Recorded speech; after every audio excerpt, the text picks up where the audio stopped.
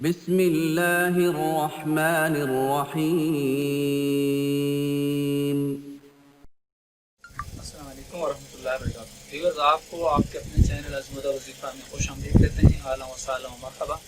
اللہ تعالیٰ سے امید کرتے ہیں کہ آپ کے رسی ہوں گے، جہاں رہیں خوش رہیں، سلامت رہیں، مسکراہٹے میں کہتے رہیں۔ ویورز، ارطغرل کی اصل کہانی آج ہم آپ کو سناتے ہیں کہ ارطغرل کیا ہے، اور آج کل اس ترکی کا جو ڈرامہ اس کی بڑی دھوم مچی ہوئی ہے۔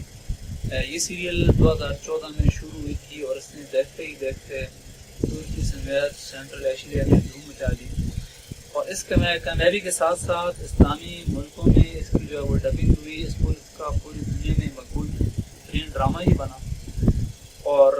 یورپی اور امریکی ماہرین اس سے ایک خاموش اسلامی انقلاب اور اسلام کا جو بم قرار دے رہے ہیں، اسلام کا ثقافتی بم قرار دے رہے ہیں۔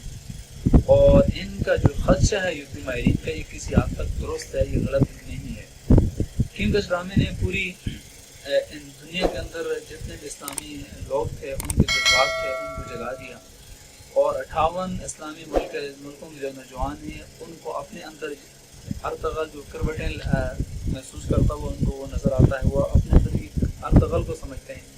اور وہ یہ ایسے جذبات تھے کہ جو اس سے پہلے تاریخ میں کبھی نہیں جگائے گئے، جو آج تک جگائے گئے۔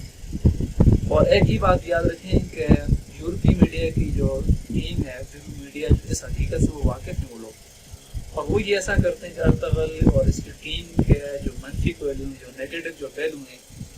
وہ ان کی جو ذاتی پہلو وہ ان کو وائرل کرنے کی کوشش کر رہے ہیں، اس لیے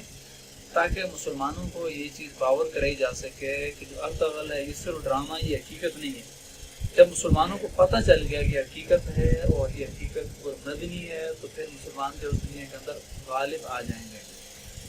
اور یہ بھی یاد رکھیں کہ لوگ دن بدن اس ڈرامے کے ساتھ وہ اٹیچ ہوتے چلے جا رہے ہیں، دن بدن لوگ اس ڈرامے کے اندر آ رہے ہیں،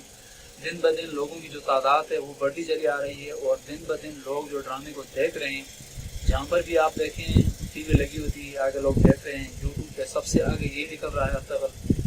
اور یہ کیا وجہ ہے؟ یہ اسلامی ثقافت جو ہے، جس طرح یورپی اور امریکی ماہرین کہہ رہے ہیں یہ کہ اسلامی ثقافتی کا جو کم ہے، تو اس سے کسی حقیقت سے یہ کم نہیں ہے۔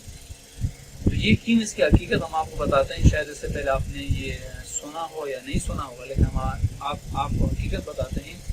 کہ یہ ڈرامہ اتنا مقبول ترین کیوں ہوا، یہ ڈرامہ اتنے دنیا کے اندر اتنی تیزی سے کیوں پھیلا، دنیا نے اس ڈرامے کو اتنے آگے کیوں پایا آپ سے، اپنے سے، یعنی ہر شخص چاہے چھوٹا ہو، چاہے بڑا ہو، بچہ ہو، بوڑھا ہو، جوان ہو، جس کو بھی آپ دیکھیں گے زندگی کے جس شعبے سے اس کا تعلق ہو، آپ دیکھیں گے کہ وہ ٹی وی کے سامنے بیٹھا ہے اور وہ ارطغرل کو دیکھ رہا ہے، ڈرامے کو دیکھ رہا ہے۔ اس کی وجہ یہ تھی کہ ابن عربی جو تھے ایک بڑے بزرگ تھے، بہت بڑے ولی تھے، ان کی دعا تھی ارطغرل کو۔ وہ کون تھے؟ وہ ابن عربی جو تھے وہ مخفی علوم کے دنیا کے سب سے بڑے ماہر تھے، اتنے بڑے ماہر تھے کہ یہ علوم کو بھی اپنے پاس بلا لیتے تھے، لوگوں کی شکلیں دیکھ کر آنے والی نسلوں کو ان کے آباء و اجداد کا پتہ بتا دیتے تھے۔ یہ واحد اسلامی مفکر ہیں کہ جنہوں نے قرآن کریم کو حروف مقطعات کو ڈیکوڈ کیا، کہ جن کا کوئی مطلب نہیں سمجھتا، حروف مقطعات کو جس طرح پڑھتے ہیں الف لام میم صاد قاف ہا یا عین صاد، یعنی جتنے حروف مقطعات ہیں قرآن کریم کو، ان کو ڈیکوڈ کیا انہوں نے۔ اور ان کا یہ فرمانا تھا کہ 14 حروف قرۂ ارض پر اترنے والے تمام انسانوں کے ڈیٹا ہیں۔ تو اللہ نے قرآن کا آغاز الف لام میم سے کیا، لہٰذا یہ تینوں حروف الف لام میم، تینوں حروف کی آوازیں اور لفظ جس شخص کے نام کے ساتھ مل جائیں اور اکٹھے ہو جائیں، یہ تو وہ دنیا میں کوئی حیران کون چیز کی وہ بنیاد رکھ سکتا وہ شخص۔ فرماتے ہیں قدرت کسی انسان کی آنکھ کا جو سائز نہیں بدلتی، کسی کے بچے کو دیکھ کر ابن عربی بتا دیتے تھے کہ یہ بچہ کون ہے اور یہ کہاں تک جائے گا، آگے کہاں تک جائے گا۔ ابن عربی جیسا انسان، ان کا عظیم روحانی ورثہ 1000 سال سے کتابوں کے اندر بند پڑا تھا۔ تو ہمیں بہرحال ترکی کے ارطغرل ڈرامے کی ٹیم کو کریڈٹ دینا ہوگا کہ اس نے ابن عربی کی نئی نسل کو متعارف کرایا، اور ابن عربی کو نئی نسل کے اندر متعارف کرایا، اور جو نئی نسل ہوگی وہ ہمیشہ کے لیے اس ٹیم کا اور اس ترکی کا جو ڈرامہ ہے تو شکریہ ادا کرے گی۔